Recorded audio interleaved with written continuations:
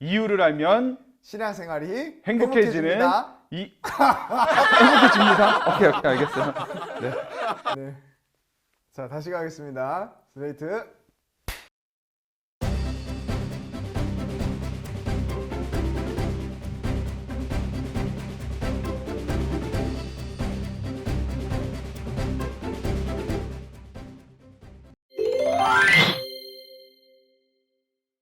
이유를 알면 신앙생활이 행복해집니다. ENU. 네. 벌써 시간이 이렇게 됐습니다. 네, 그렇죠? 목사님. 시작한 게 우리가 언제였죠? 야, 기억도 안 나네. 한 3달 전인가요? 네.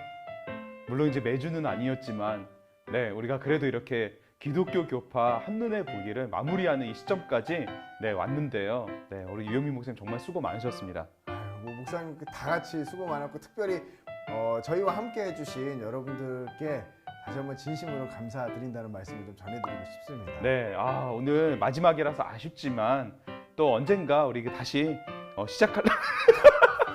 왜 그래? 왠지 모든 걸 끝내는 건 아닙니다. 모든 걸 끝내는 건 아니고, 네, 이거 기독교 교파 한눈에 보기만 끝내는 건데 순간 네 오해하실까봐. 다시 해야 돼요. 네, 다시요, 다시. 다시요. 잠깐만. 자, 다시 가겠습니다. 자, 스트레이트. 네, 드디어 오늘 기독교 교파 한눈에 보기 마지막 시간입니다. 네, 마지막 시간이네요. 진짜 저희가 언제 시작했죠? 네, 한 두세 달 된 것 같은데요. 네, 1월 말 2월 초 그때 시작했던 것 같은데 맞나요? 네, 아마 그때쯤 시작한 것 같은데 벌써 이렇게까지 왔네요. 어때요, 목사님? 좀 어때요? 그 감회가 있나요? 매주 이렇게 할 것을 계획을 하고 시작했는데 여러 가지 뭐 상황상 매주 하지는 못했지만 그래서 네. 너무 아쉽지만 그럼에도 불구하고 이 시간 자체가 또 제가 또 여러 가지 것들을 정리하고 이렇게 한번 해보는 것에 많이 익숙해졌던 시간이었던 것 같아요. 네. 네. 감사합니다. 네, 감사합니다. 저희가 좀 많이 도움이 됐고 무엇보다도 함께 해주신 우리 성도님들께 진심으로 감사드립니다. 네, 저희가 참 부족한데도 불구하고 같이 기독교 교파 이 시리즈를 시청해 주시고 질문해 주시고 또 알아가 주시고 해줘서 저희도 큰 힘이 되었습니다. 다시 한번 진심으로 감사드립니다. 박수 한 번만. 네. 네, 감사합니다. 네. 네, 이 전체적인 이유의 이런 시리즈에 대해서는 사실 우리 유영민 목사님이 많이 아이디어를 가지고 이끌고 계시거든요. 네, 이 다음에 우리가 뭐 하게 될 게 뭘로 생각하시나요? 저희가 라디오, 보이는 라디오 형식 있죠? 그 보이는 라디오처럼 성도님들의 사연을 한두 번씩 받아가지고 시간이나 방법이나 조금 더 구체화해야 되겠지만 한 12시 반쯤 이렇게 성도님들이 좀 편하게 접근할 수 있는 시간에 사연을 받아서 저희가 진행하고 뭐 찬송도 틀어드리고 기도도 해드리고 이런 시간을 좀 가지면 어떨까 생각을 좀 하고 있습니다. 네, 어쨌든 저는 유 목사님이 이끄는 대로 잘 따라가도록 하겠습니다.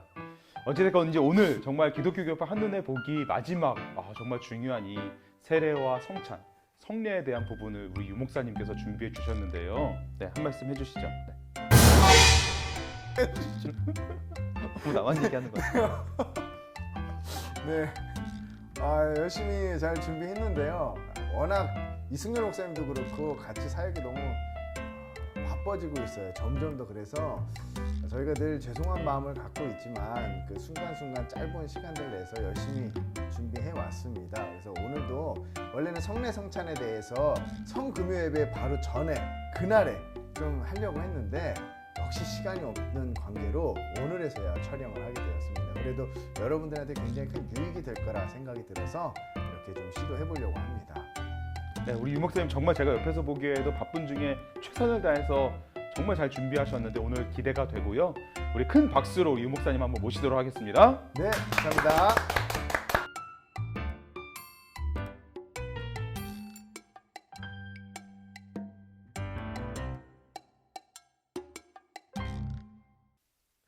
안녕하세요. 네, ENU 북클럽 기독교 교파 한눈에 보기 오늘 아쉽게도 마지막 시간입니다. 물론 이제 교회 정치에 대한 부분이 남았는데 거기까지 마치려면 훨씬 더 오랜 시간이 좀 걸릴 것 같아서요. 저희가 이 책은 아쉽지만 오늘로 마지막으로 하려고 합니다. 그래서 아까 말씀드렸듯이 이승열 목사님하고 얘기했듯이 다른 프로그램 한번 준비해보고 또 이후에 다른 주제를 갖고 책을 가지고 한 번 더 북클럽으로 좀 찾아뵈려고 합니다. 그래서 여러분들께서 늘 생각하실 때마다 어떤 것이 좋으신지 의견을 주시면은 저희도 충분히 생각하고 반영해서 여러분들에게 영적인 도움이 될 수 있는 부분을 부족하지만 최선을 다해서 돕도록 하겠습니다. 네, 저희 한번 마지막 시간 시작해 보도록 하겠습니다. 오늘은 성례 성찬에 대해서 알아볼 거예요. 성례, 세례, 성찬이죠. 성례가 세례와 성찬을 합쳐서 성례라고 하는 거예요. 그래서 세례와 성찬에 대해서 좀 알아보려고 합니다. 자, 성례, 세례와 성찬은 보시면 내적이고 영적인 은혜의 외적이고 가시적인 표지다라고 이야기하고 있습니다. 자, 내적이고 영적인 은혜인 거죠. 그것의 외적이고 좀 힘들죠. 충분히 성례와 세례는 우리가 마음 가운데 내적으로 느낄 수 있는 은혜의 수단인데 그것이 외적인 표죠. 그렇죠. 세례도 가서 세례를 직접 받고 이따 세례에 대한 종류, 방법에 대해서도 한 4-5가지 배울 텐데요. 그 세례를 받고 그 다음에 성찬에 참여를 실질적으로 외적으로 하고 그렇기 때문에 내적이고 영적인 은혜이지만 분명히 외적이고 가시적인 표지가 된다는 겁니다. 이거 부분 조금 더 이제 배울 테니까요. 한번 집중해서 들어주시면 감사하겠습니다. 밑에 한번 제가 읽어볼게요. 교파마다 견해는 다양합니다. 성례에 대해서 많이 다양해요. 로마 가톨릭과 동방 정교회는 이 표지 자체가 성례를 하는 이 표지 자체가 하는 행위 자체가 그것이 의미하는 것이 된다고 믿는다. 조금 어려운 말이죠. 침례교회와 같은 입장은 성례를 순수하게 상징적으로만 이해한다. 이제 알게 될 거예요. 이들은 외적 의식을 단지 상징일 뿐이고 그 자체에는 효능이 없다라고 믿는다. 예, 교파별로 상당히 의견이 있어요. 근데 2가지로 나눠볼 수가 있어요. 크게는 여기 말한 것처럼 하나는 이 표지 자체가 세례를 받고 성찬에 참여하는 자체가 어떤 그 효능이 있다라고 보는 게 있고요. 다른 한편에서는 물론 이것도 좀 나누게 되지만 다른 한편에서는 크게 2가지로 나눴을 때 아니다. 그것 자체의 효능이 있는 게 아니라 우리의 마음가짐일 뿐이다. 그러니까 상징적일 뿐이다 라고 이야기하는 크게는 2가지 줄레가 그 갈래가 있습니다. 그럼 장로교회는 어떨까요? 성례 정의가 웨스트민스터 대요리 문답 162번의 성례를 이렇게 정의해요. 중요하니까 한번 같이 봤으면 좋겠는데요.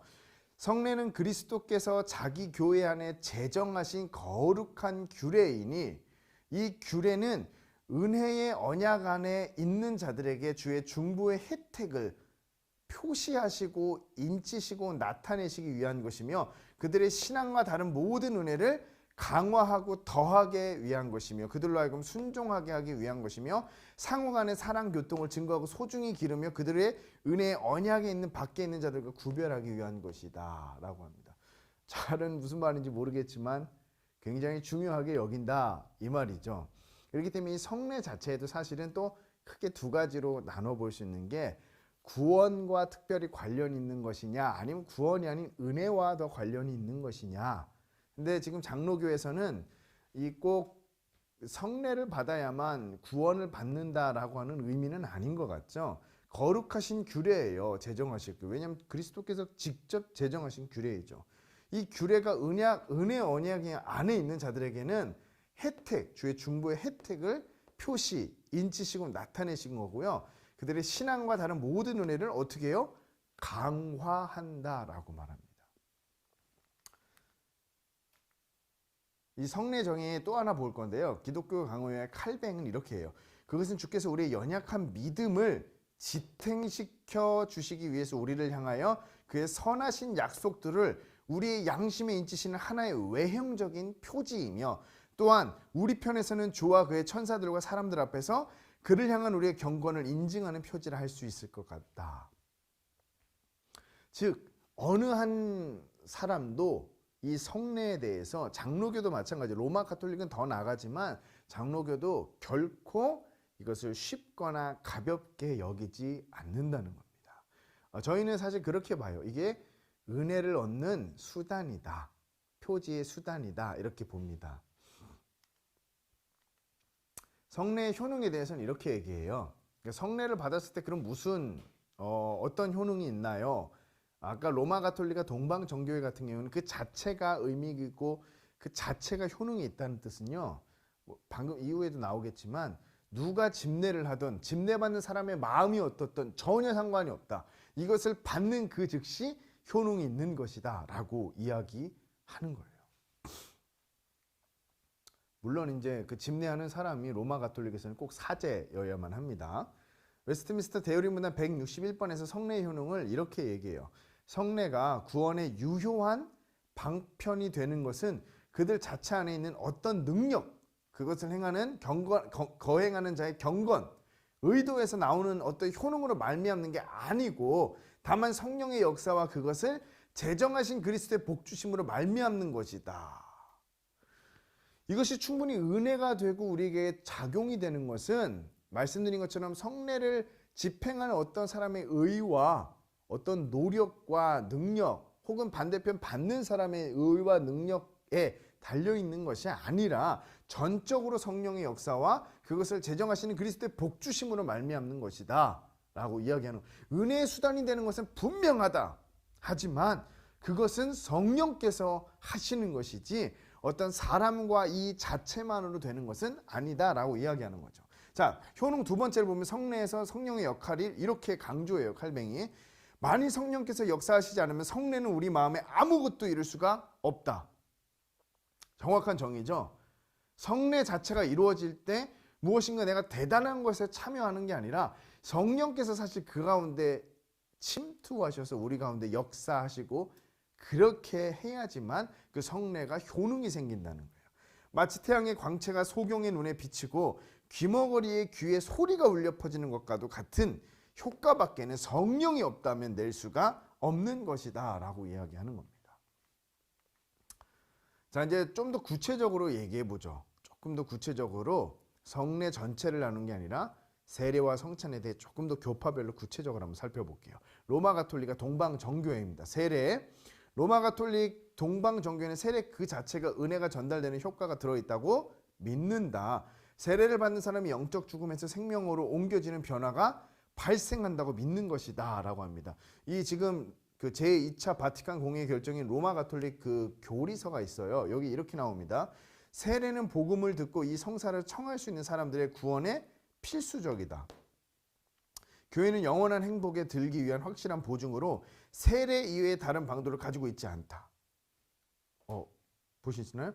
교회는 영원한 행복, 곧 천국에 들어가는 거죠. 영생을 얻는 거죠. 들기 위한 확실한 보증으로 세례 이외의 다른 방도를 가지고 있지 않다라고 이야기합니다. 조금 더 구체적으로 나누면 이거예요. 저희가 구원을 받으려면 의가 충분히 있어야 돼요. 의롭다 하심을 얻어야 합니다. 근데 그 의를 얻기 위해서 구약의 율법에 완벽하게 순종을 해야 되는데 못하죠. 그렇죠? 못하기 때문에 그리스도께서 이 땅 가운데 오셔서 하나님의 말씀에 그 율법에 완전한 순종을 이루시고 의롭다 하심을 얻은 그 acquired righteousness라고 해요. 획득된 의를 저희 가운데 십자가상에서 전가라고 합니다. 전해주신 거예요. 저희의 죄와 의를 교체하신 겁니다. 그렇기 때문에 우리 역시 의롭다함을 얻기 위해서 열심히 노력하며 의를 쌓아야 하지만 어느 순간 보니까 의를 쌓을 필요가 없는 거예요. 그리스도께서 그 완벽하게 획득하신 의를 우리 가운데 전해주셨어요. 그래서 아무것도 한 게 없음에도 불구하고 저희가 의롭다 하심을 여김을 받은 거예요. 의롭게 되었다도 있지만 의롭게 여기심을 로마서의 말씀에 되었다, 그렇게 받았다라고 말하고 있는 것입니다. 그렇기 때문에 이 로마 가톨릭에서는 그런 완벽한 의를 그리스도를 통해서 받았다고 말하지 않아요. 계속해서 의를 쌓아가야 하는데 그 시작점이 있습니다. 시작점이 뭐냐면 바로 이 세례나 성례에 관한 부분이에요.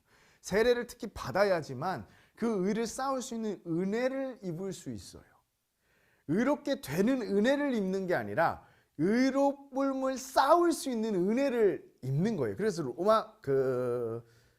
마틴 루터가 비텐베르크 성당에서 그 가르칠 때 교수로서 또 가르칠 때 우리는 하나님의 은혜가 없으면 구원을 받을 수 없습니다 라고 가르쳤어요. 근데 그것은 그 당시에 전혀 이상한 말이 아니에요. 어떻게 은혜로 얻을 수 있지? 그 당시에는 그렇지 않았나? 라고 이야기할 수 있는데 그게 아니라요.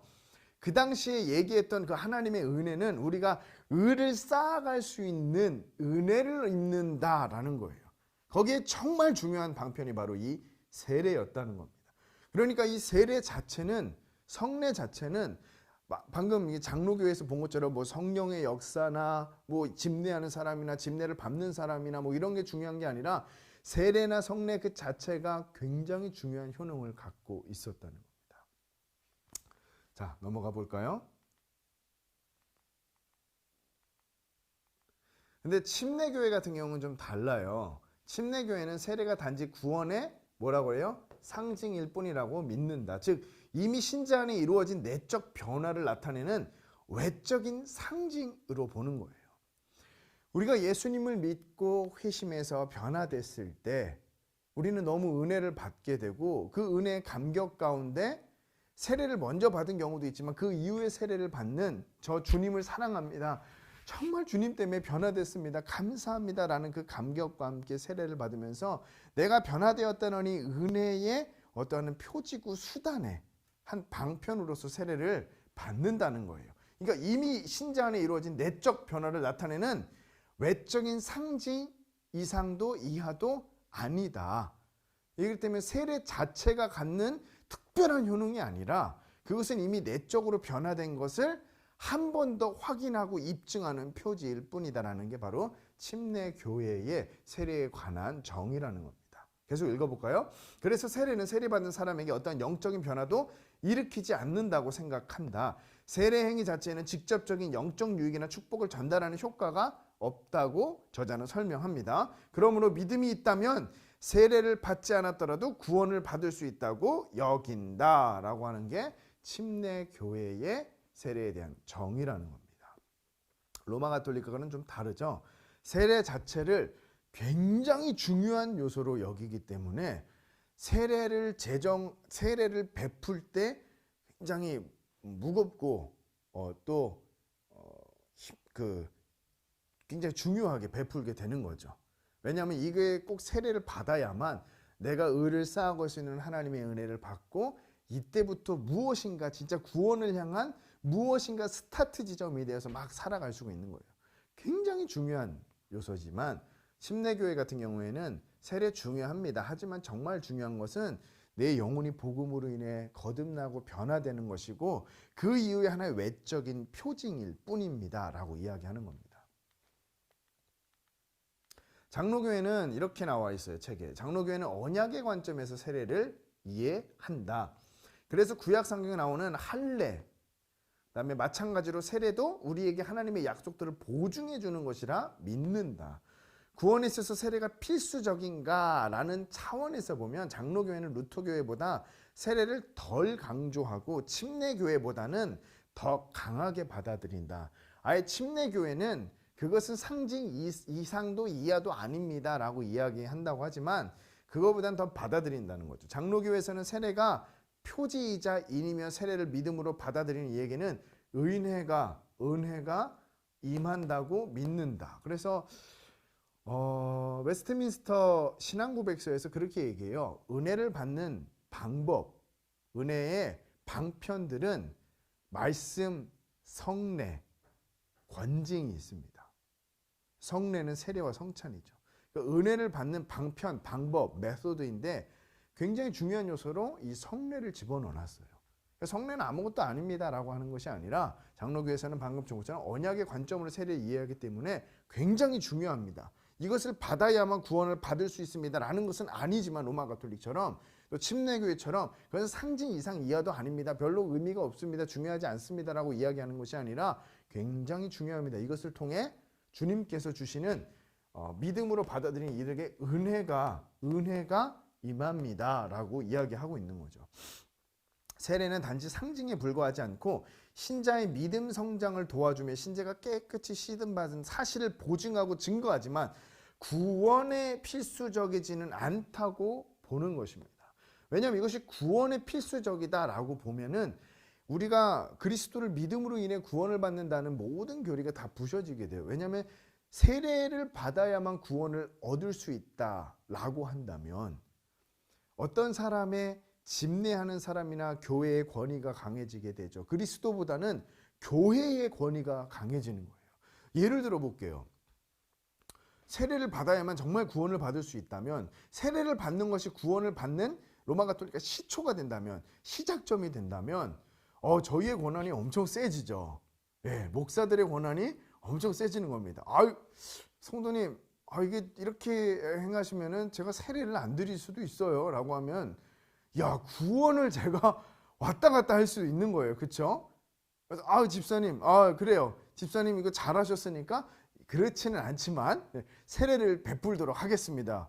예, 목사님 감사합니다. 그럴 수밖에 없죠. 왜냐하면 이것이 구원의 필수적인 요소라면 행위 자체가 굉장히 중요한 게 될 거예요. 하지만 다행히도 복음적으로 이 세례를 극단적인 관점으로 봤을 때 중요하지 않다는 게 아니죠. 지금 중요하다고 나오지만 마지막엔 극단적으로 펼쳐봤을 때 구원의 필수적인 요소가 아니다. 왜냐하면 구원은 하나님께서 택하시고 그리스도의 죽음 가운데 대속하시고 의롭다 여기신 다음에 하나님이 전적으로 우리를 부르셨기 때문에 거기에 이런 행위 자체가 들어갈 요소가 전혀 없다라고 말하고 있는 것입니다.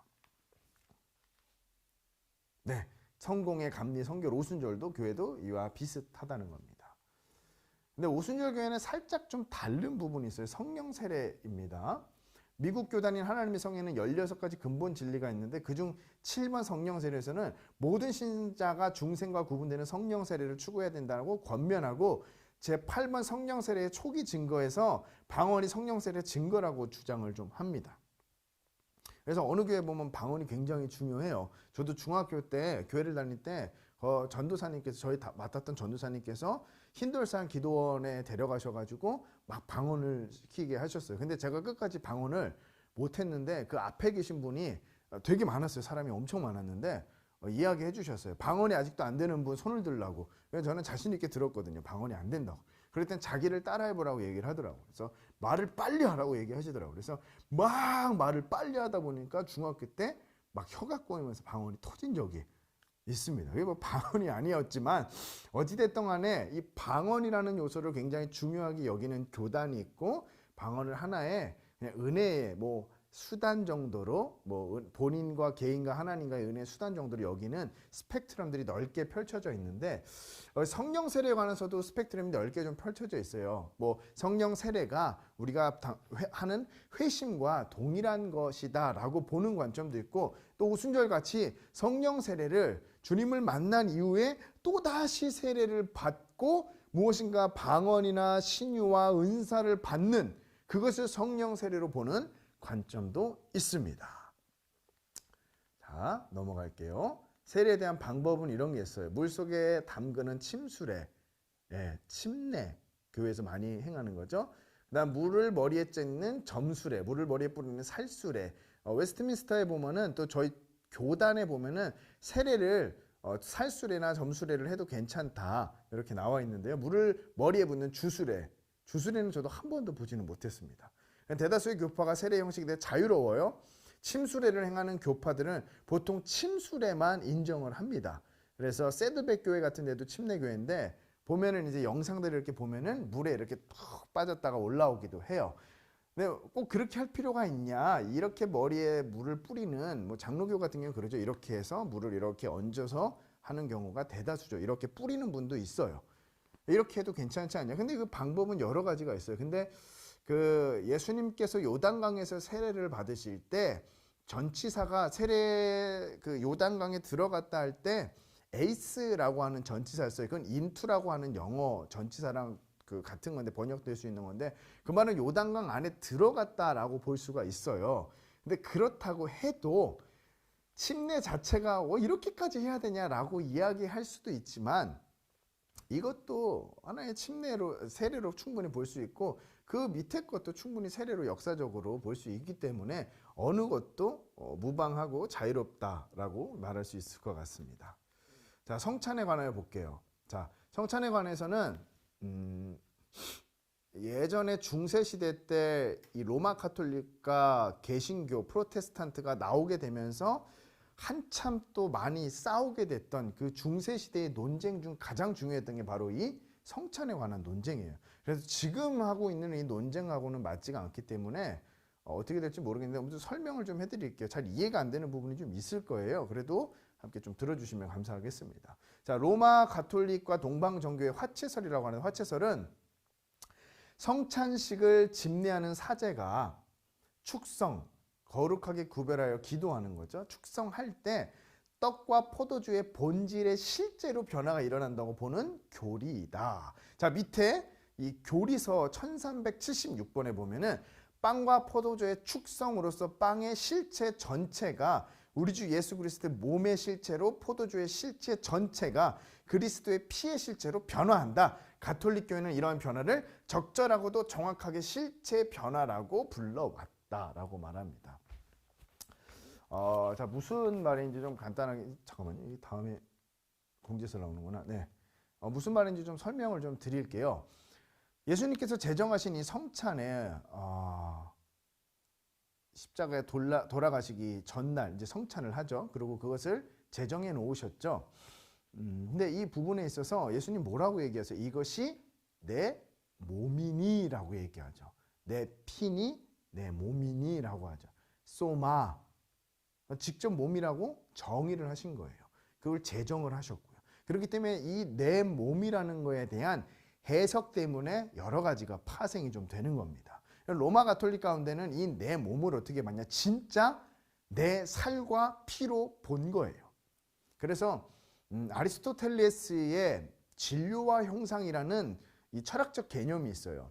그러니까 이 물체를 이루고 있는 이게 물체인데 이 물체를 실질적으로 이루고 있는 이 진료에 의해서 형상이 됐는데 이 형상은 낡기도 해요. 좀 어려운 개념인데 뭐 나무가 있다 칩시다. 나무가 있는데 나무가 썩고 막 변질되고 뭐 어떻게 됐어요. 그래도 그 나무라고 하는 이 형상을 이루고 있는 진료는 변하지가 않는 거예요. 그 진료는 영원히 있는 거예요. 그게 이제 플라톤에서는 이데아 사성으로 하늘 위에 있던 거를 그 아리스토텔레스는 땅으로 가져와서 물체 자체 안에 이 진료가 있다, 변하지 않는 무엇인가가 있다라고 이야기했는데 이 사상을 그대로 갖고 와서 적용한 거예요. 그러니까 떡과 포도주가 우리가 먹을 때 화채설이 변한다는 게 아니에요. 실제 딱 먹었는데 갑자기 막 주님의 살로 막 이 살처럼 돼가지고 막 이 살을 씹는다 그런 내용이 아니라 이 형상 자체는 겉모습 자체는 변하지 않는데 이 겉모습을 실제 이루고 있는 진료 자체가 변한다는 거예요. 서브스텐스가 된다는 거예요. 트랜스서브스텐시아라고 하는데 실제 이루고 있는 진료가 변하기 때문에 우리는 그것을 주님의 몸을 실제 먹는 것과 같은 효과이며 주님의 피를 마시는 것과 같은 효과이다 라고 이야기를 하고 있는 게 바로 화채설입니다. 저희는 그렇지는 않죠. 그렇기 때문에 굉장히 중요한 거예요. 이거를 잘못했다가 실제 주님의 몸과 피로 이 변하는 거기 때문에 이 진료 자체가 그렇기 때문에 굉장히 중요하게 여기고 당연히 중요한 것이겠죠. 근데 여기 나왔듯이 여기 나오지 않네요. 자, 다른 공제설 한번 볼게요. 루터교회 공제설은 좀 말이 어렵죠. 그리스도의 살과 피가 실제 떡과 포도주 안에 그것들과 함께 그리고 그것들 아래에 임재한다고 믿는 이게 뭔 소리인가 말장난하는 것 같이 어려운데 이것 때문에 사실 많이 그 종교개혁자와 로마 가톨릭 사람들이 중세시대 때 많은 논쟁을 좀 했던 것입니다. 그러니까 그리스도의 몸이 실제 변하는 것이 아니라 그리스도의 십자가 사건 이후에 그리스도께서는 영과 육이 함께 있는 상태로 하늘에 계시는 건데 그렇기 때문에 이 육체도 편재하신다. 그래서 로마 가톨릭이 얘기하는 것처럼 그 안에 들어가서 실제적으로 변하는 것이 아니라 임재하시는데 어떻게 임재하시냐? 그리스도의 육신으로도 같이 임재하시기 때문에 이것들을 먹고 마실 때 그리스도의 몸이 되는 그 효과를 누릴 수는 있다. 거의 비슷한 내용이기는 하지만 실제 그게 변하냐 아니면은 그것들과 함께 포도주 안에 포도주가 변하는 게 아니라 안에 함께 아래에 임재한다고 그걸 믿는 거예요. 두 본성 신성과 인성의 교류로 이걸 설명합니다. 좀 어렵죠. 루터는 예수 그리스도의 신성과 인성은 불가분리의 혼동 불가한 것으로 보고 그의 신성만이 편지하시고 인성은 하나님 아버지 우편에 계신다고 하는 찌빙글리의 주장과 반대했어요. 찌빙글리는 이따 보겠지만 상징설을 얘기합니다. 아니 어떻게 육신이 편지할 수가 있냐 라고 이야기하면서 그걸 반대하고 실제 막 싸웠어요. 그리하여 그리스도의 몸 인성에 편지해 있다. 몸 인성도 편지하신다. 영과 같이. 그것이 떡과 포도주 속에 그리스도에 포함되는 것이다 라고 말한 것입니다. 개념이 좀 어렵죠. 상징설은 아까 말한 찌빙글리와 같은 종교개혁자의 의견이에요. 떡과 포도주가 단지 그리스도의 몸과 피를 상징할 뿐이다. 찌빙글리가 주장했고 침례교가 받아들이고 이것이 내 몸이다라는 말을 내 몸을 의미한다라고 해석한다. 그러니까 상징설에서는 성찬의 역할은 결혼식 때 찍은 사진과 비슷하다라고 책에서 얘기해요. 적절한 비유 같더라고요, 참. 그래서 찍은 사진, 이때 참 은혜가 됐지, 참 좋았지. 여보랑 나랑 봐봐. 지금은 맨날 주구장창 싸우고 힘들어하지만 그 당시엔 너무 사랑했잖아. 이 사진 봐봐. 하면서 주님의 그 몸과 피를 나누었던 그 사건들을 기억하고 은혜 받았던 걸 회상하면서 내 안에 은혜가 다시 생겨나는 효과, 그게 상징에 불과하다라고 말한 게 바로 이 찌빙글리의 말입니다. 이걸로 많이 루터와 의견 다툼이 있었어요. 영적 임재설은 성공, 감리, 성결, 오순절, 장로교회가 받아들이고 있는 교리입니다. 이 견해는 떡과 포도주가 단지 그리스도의 몸과 피를 상징할 죄송해요. 이게 아닙니다. 요거 이제 상징설이고요. 밑에 한번 볼게요. 깔뱅이에 의하면은 성찬은 그리스도의 과거 사역을 기념하는 것일 뿐 아니라 이거죠. 기념하는 것일 뿐 아니라 실제로 그리스도로 말미암아 유익을 얻는 예식이다. 찌빙글리가 말한 이 상징설은 이거를 해도 어차피 마음가짐에 있어서 은혜가 적용이 안 될 가능성도 있다. 왜냐하면 상징이기 때문에 라고 하는데 그것보다는 항상 장로교는 한 단계 더 나갑니다. 그렇다고 이거를 또 로마 가톨릭과 루터처럼 너무 또 앞으로 나아가지 않고 중립을 잘 지키는 거죠. 실제로 그리스도로 말미암아 유익을 얻는 예식인데 그러나 이 유익이 반드시 떡과 포도주가 그리스도의 몸과 피로 변하거나 혹은 그리스도의 몸과 피가 떡과 포도주 옆에 이게 이제 공제설이죠. 임재해야만 가능하다고 생각하지는 않았다라고 하는 거예요. 그래서 그 영적 임재설이라는 건 영적으로 주님이 임재하신다라고 하는 의미보다는 그 당시의 논쟁에 있어서 육신으로 임하는 게 아니다라는 것을 반대하기 위해서 나온 게 영적 임재설이에요. 그리스도께서 육신으로 자꾸 거기에 꽂혀 있는 거예요, 다들. 육신으로 이게 임해서 변하냐, 실제 몸이 되냐, 그건 아니다. 옆에 안에 그거 함께 편지해 계신다. 육신이 어떻게 같이 임하는 거다라고 했는데 이제 종교개혁자 이제 칼빈은 마지막 정리하면서 육신에 임하는 거를 그거를 생각하지 말자. 충분히 그럼에도 불구하고 성령 가운데 우리가 하나님께서는 그 안에 임재하신다라고 말하는 겁니다. 어디서부터 볼까요? 그리스도의 몸과 피가 성찬에 임재하지 않고 하늘에 임재할지라도 신자가 성찬에서 떡과 포도주를 받을 때 생명을 주는 가마를 그에게 전달되는 실제적인 유익이다, 유익이 된다라고 말하는 것입니다. 저도 그렇고 이 영적 임재설을 저희 장로교 자체가 받아들이고 있어요. 그것을 단지 상징적이고 해야 되는 것이 아니라 실제 이 성찬에 참여하는 은혜가 하나님께서 강권적으로 부어주시는 그 은혜가 우리 가운데 있기 때문에 아까 말씀드렸듯이 은혜의 방편에 성례, 세례와 성천이 포함되어 있다는 겁니다. 그냥 지나칠 수 없는 주님이 제정하신 아주 귀한 것이기 때문에 저희가 마음을 다하여 드리는 겁니다.